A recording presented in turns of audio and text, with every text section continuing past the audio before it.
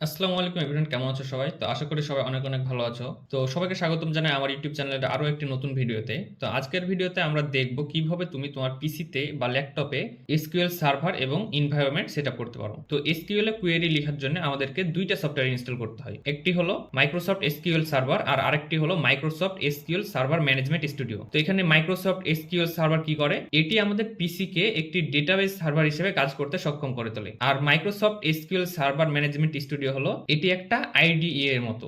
অর্থাৎ তোমরা যেমন ভিএস কোড বা কোড ব্লকসে কোড লিখো, সেরকম মাইক্রোসফট এসকিউএল সার্ভার ম্যানেজমেন্ট স্টুডিওর মধ্যে তোমরা তোমাদের ডাটাবেস ম্যানেজমেন্ট করার জন্য বিভিন্ন কমান্ড লিখবে। তো চলো শুরু করি।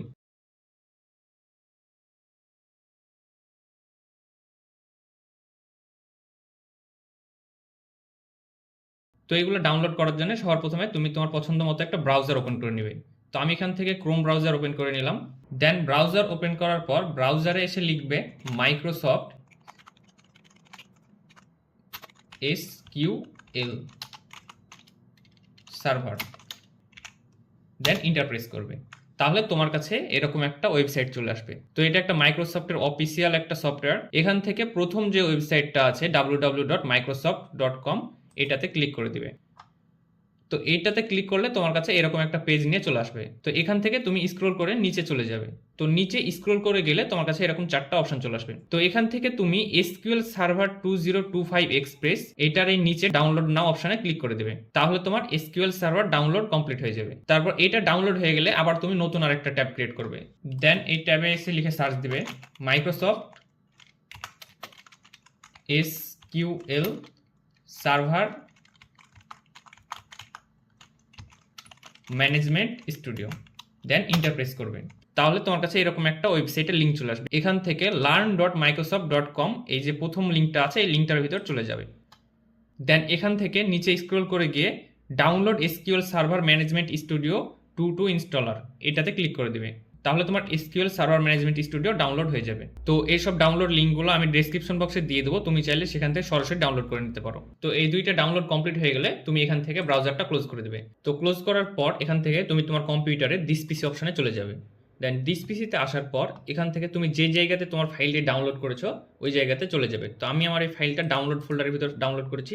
তো আমি এখানে চলে আসলাম। তো এখানে আসার পর সবার প্রথমে যে এসকিউএল সার্ভার নামে ফাইলটি ডাউনলোড করেছো এই ফাইলটির উপর ডাবল ক্লিক করে দেবে।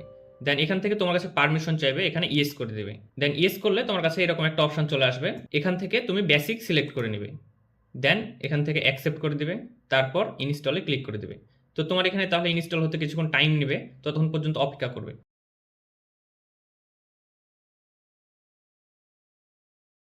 তো এখান থেকে ডাউনলোড এবং ইনস্টল কমপ্লিট হয়ে গেলে ক্লোজ করে দেবে।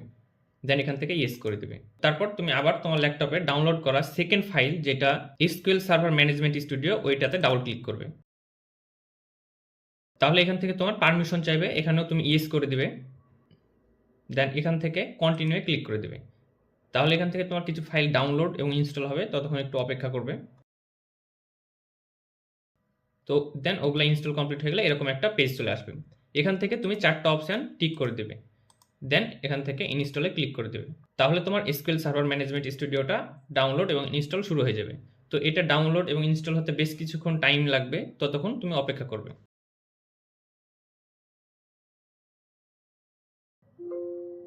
দেন এখান থেকে ইনস্টল কমপ্লিট হয়ে গেলে ওকে করে দেবে।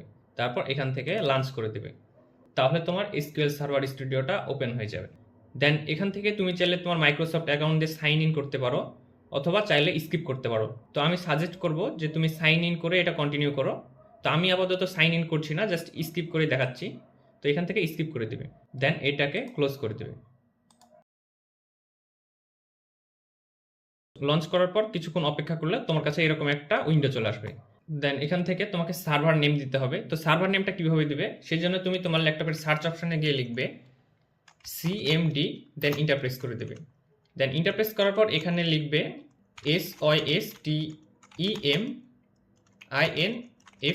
দেন ইন্টারপ্রেস করে দেবে। তো এই কমান্ডটা দিলে তোমার কাছে তোমার সিস্টেমের যত ইনফরমেশন সব কিছু চলে আসবে। তো এখান থেকে যে হোস্ট নেম অপশন আছে, এখানে যে নেমটা আছে এই নেমটা কপি করে নেবে। সিলেক্ট করে Ctrl+C প্রেস করে কপি করে নেবে। কপি করার পর এখানে এসে ওটা পেস্ট করে দেবে।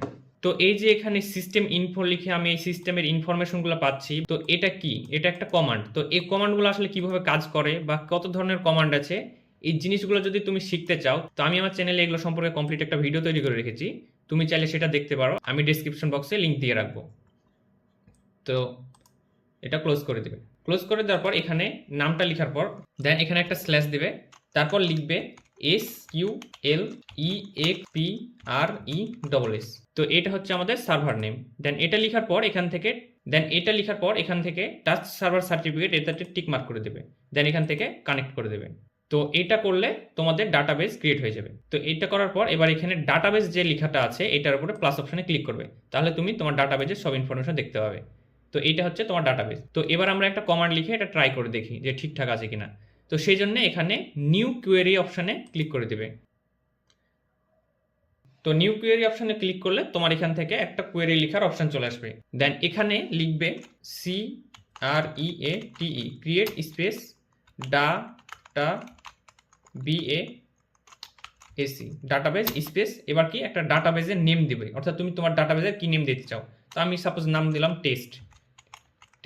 দেন একটা সেমিকলন দিয়ে দেবে। দেন এটা করার পর এখানে এই লাইনটাকে সিলেক্ট করে এখান থেকে এক্সিকিউট করে দেবে। তাহলে দেখবে তোমার কাছে কমান্ড কমপ্লিট সাকসেসফুলি এটা দেখাবে। যদি এটা দেখায় তার মানে জানবে তোমার সবকিছু সঠিকভাবে সেটআপ কমপ্লিট হয়ে গেছে। তো এই ছিল আজকের ভিডিও। তো আশা করি তোমাদের জন্য এটা অনেক হেল্পফুল ছিল, তোমরা ঠিকঠাকভাবে ইনস্টল করতে পেরেছো। তো যদি কারো কোনো জায়গায় প্রবলেম হয়ে থাকে তো অবশ্যই নিজে কমেন্ট করে জানিও, আমি সেটা সমাধান দেওয়ার চেষ্টা করব। তো যদি ভিডিওটা ভালো লেগে থাকে তাহলে একটা লাইক করে দিতে পারো, আর কোনো কোশ্চেন থাকলে নিচে কমেন্ট করে জানাতে পারো।